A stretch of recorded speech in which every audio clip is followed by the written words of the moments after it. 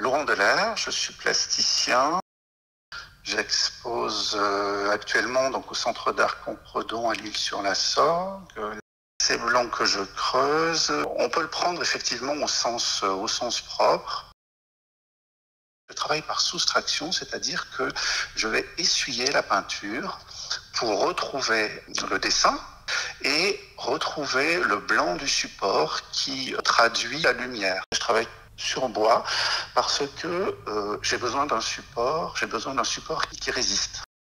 En toute dernière étape de mon travail, je vais retirer l'image avec des cutters, avec des lames.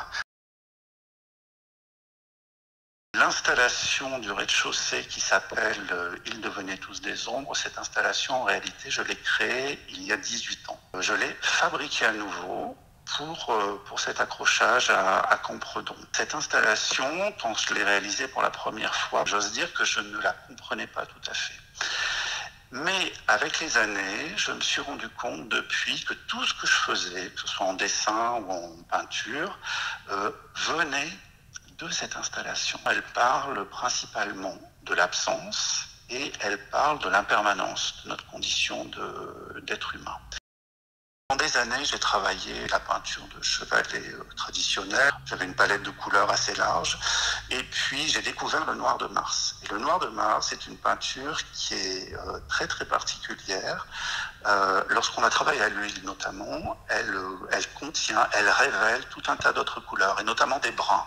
Parfois des rouges. Il arrive qu'on voit des verts aussi. Et ça dépend de la lumière ambiante.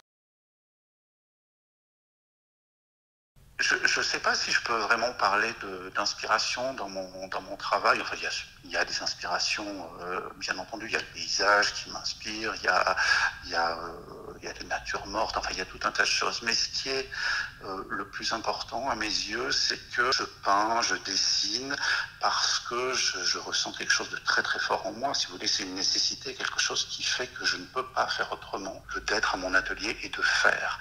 Même si oui, souvent, je ne sais pas exactement pourquoi je fais, mais je fais. Et je comprends plus tard, enfin, le sens, en tout cas la question du sens, elle vient plus tard.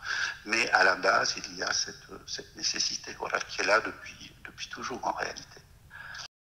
Il y a des thématiques qui traversent tout mon travail, ce sont les thématiques, je dirais, de l'absence, de l'impermanence de notre condition, l'impermanence de notre condition d'être humain, la question du déplacement, la question de la temporalité.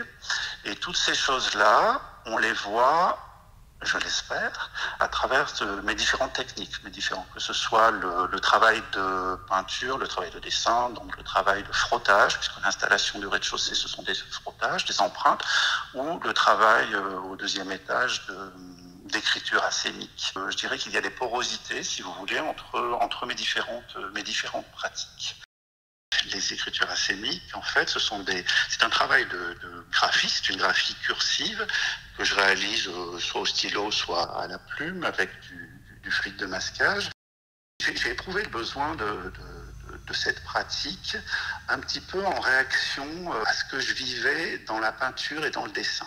C'est la particularité véritablement de ce travail, c'est que je me concentre sur l'instant présent. Cette écriture ne veut rien dire, ne communique aucun message. Je suis assis à ma table et j'écris. Ça ne veut rien dire, mais je me concentre exclusivement sur le geste, donc sur l'ici et maintenant. Je ne me projette pas ni dans le passé ni dans le futur. C'est un peu le temps présent et uniquement le temps présent.